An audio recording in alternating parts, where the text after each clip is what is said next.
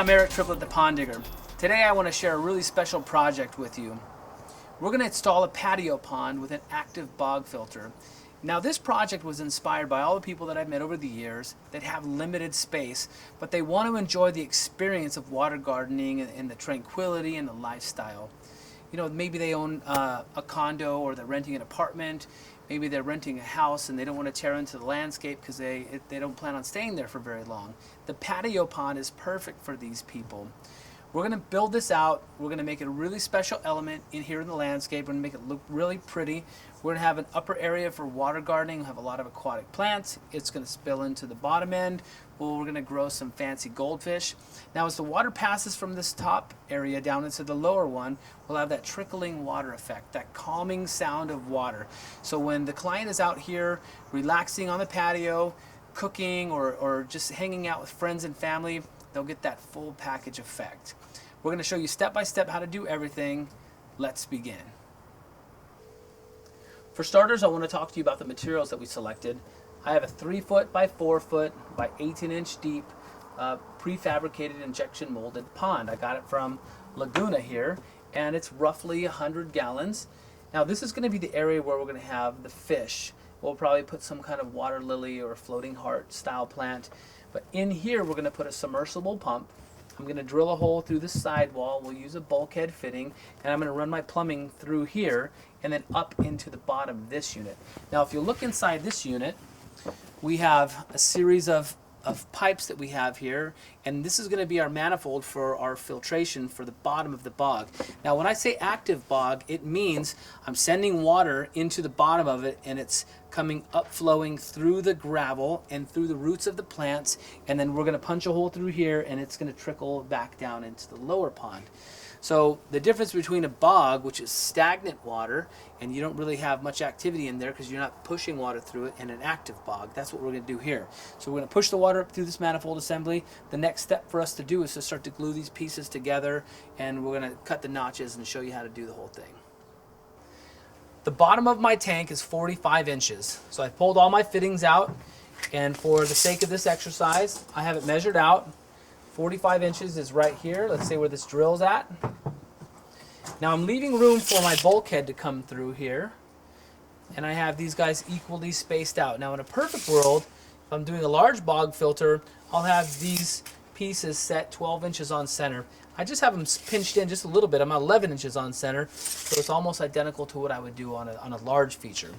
So this center piece right here, we're going to call our manifold, and then the arms that we come off, and the tank's approximately 36 inches wide, so we'll have, you know, about probably a 14-inch piece that sticks out here, and that's going to be our lateral, and we'll have a series of slots in there. But let's begin with the manifold. I'm going to cut this first. What I've done is I've measured this out. It's 11 inches on center, and I need an 8-inch piece to come in between there. So I'm going to mark these guys out, and I'll cut my 8-inch pieces, and then we'll glue that piece together.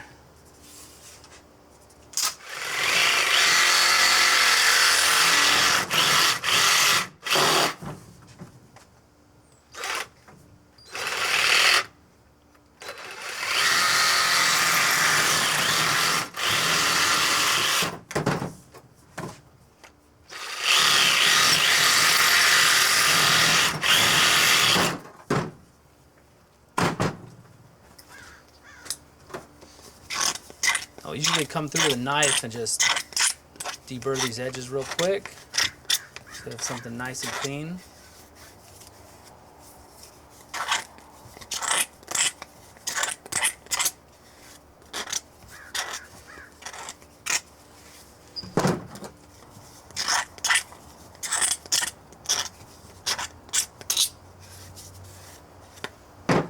Okay, now we're ready for some glue. So now I want to show you a trick right here as I glue these together. What we don't want is when you glue these guys together, we don't want them cockeyed like this. So these guys have to be perfectly connected. We don't want them like this, otherwise when you go to lay it flat, it's going to be all twisted. So first I'll come through and I'll just put primer on a bunch of this.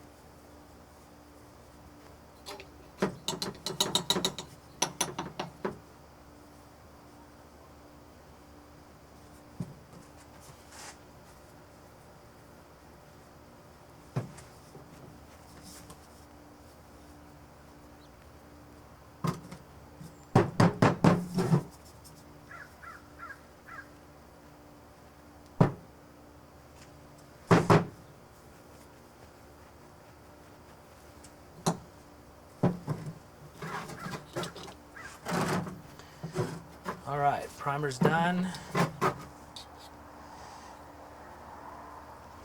So watch as I glue the second one together, how we keep them all in line. First one sets the stage, give a little twist, and hold.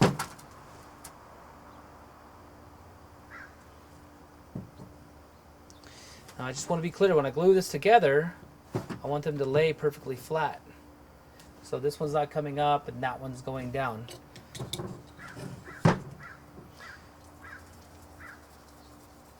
Typically glue the inside fitting first. Gives me a little freedom to set it down and it's not dripping anywhere. I'll come through with this guy. Now here's what I do. I'll give it in there, give it a twist, and then I'll set it on a flat surface like this and push down, and these two fittings are touching that bottom and it gives me a nice clean connection like that. Okay, so there we go. Let's do this next one.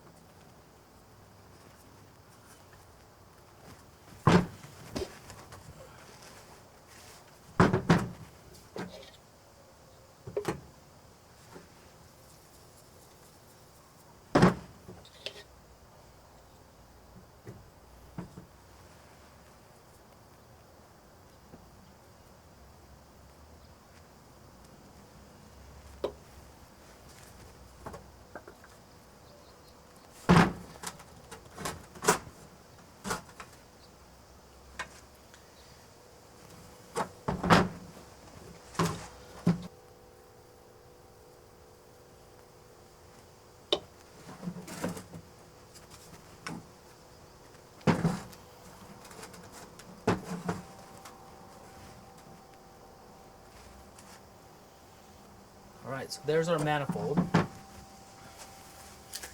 Now we can begin to put the laterals on.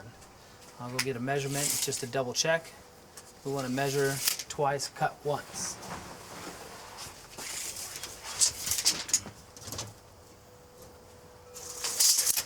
So the bottom of the tank's 28 inches. So half of that, 14. And I don't want it to be super tight to the wall, so I want to give myself a little bit of play. So let's say I'm going to come in at 13. So I got right at the center is 13. That'll give me a little bit of freedom right here. And so I'm looking at about 11.5-inch laterals. So I'll cut 2, 4, 6, 8 pieces at 11.5 inches, and then we'll get them prepared to go. Along the mountain range, of the highest peaks, down to the endless plains of the deepest sea, to the glacial ice and desert so dry